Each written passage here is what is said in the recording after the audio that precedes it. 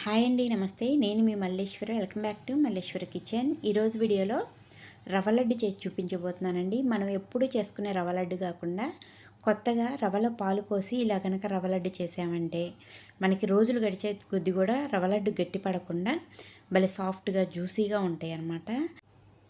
ఇలా పాలు పోసి చేయటం వల్ల భలే కమ్మగా ఉంటాయండి. ఒక లడ్డు తిన్నామంటే మళ్ళీ ఇంకోటి తినాలి అనిపించేంత రుచిగా కూడా ఉంటాయి. మరి ఈ లడ్డు తయారు చేయడం ఎలాగో చూసేయండి.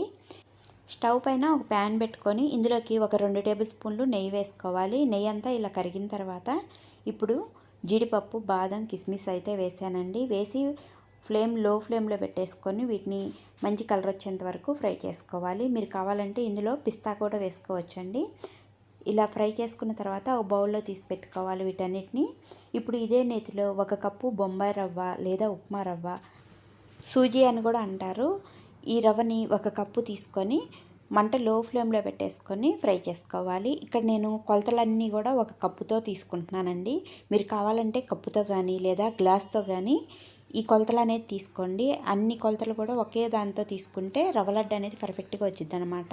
ఇలా రవ్వను తీసుకున్న తర్వాత మంట లో ఫ్లేమ్లో పెట్టేసుకొని 1-2 నిమిషాలైనా సరే ఈ నేతిలో రవ్వని చక్కగా లైట్ గోల్డ్ కలర్ వచ్చేంత వరకు ఫ్రై చేసుకోవాలి. మనకి మంచి సువాసన వస్తూ ఉండిద్ది అనమాట.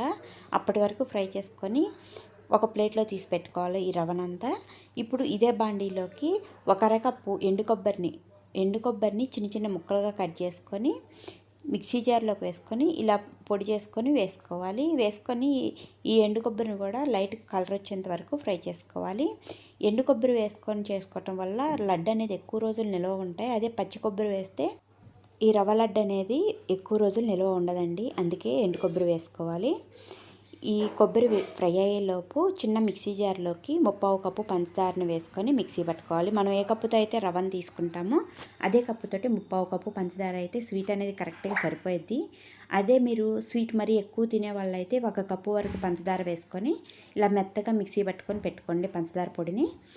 చూడండి, ఇక్కడ వీడియోలో చూపిస్తున్నాను. కొబ్బరి ఇలా మంచి కలర్ వచ్చేసిన తర్వాత మనం ఫ్రై చేసి పెట్టుకున్న రవ్వను కూడా వేసుకోవాలి. ఫ్లేమ్ సిమ్లో పెట్టేసుకొని ఫ్రై చేసిన రవ్వ వేసుకున్న తర్వాత ఫ్రై చేసి పెట్టుకున్న డ్రై ఫ్రూట్స్ కూడా వేసుకోవాలి. అలాగే మంచి ఫ్లేవర్ కోసం కొద్దిగా యాలకుల పొడిగైనా లేదంటే 2 యాలకుల్ని దంచేసి వేసుకోవాలి. వేసుకొని ఫస్ట్ వీటన్నిటిని ఒకసారి బాగా కలుపుకోవాలి.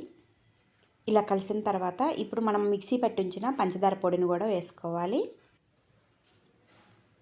ఈ పొడి అంతా కూడా రవ్వలో కలిసేంత వరకు బాగా కలుపుకోవాలి.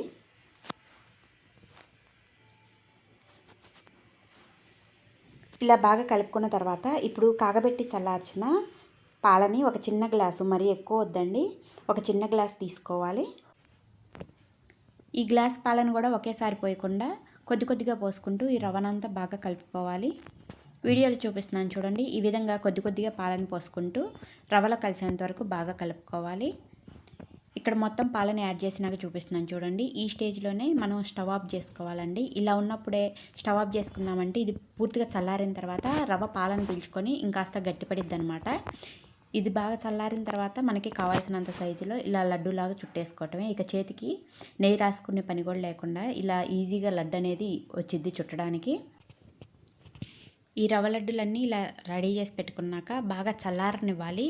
కొద్దిగా కూడా వేడి లేకుండా బాగా పూర్తిగా చల్లారిన తర్వాత బాక్స్లో కనుక స్టోర్ చేసి పెట్టుకున్నామంటే చాలా ఎక్కువ రోజులు నిల్వ ఉంటాయండి.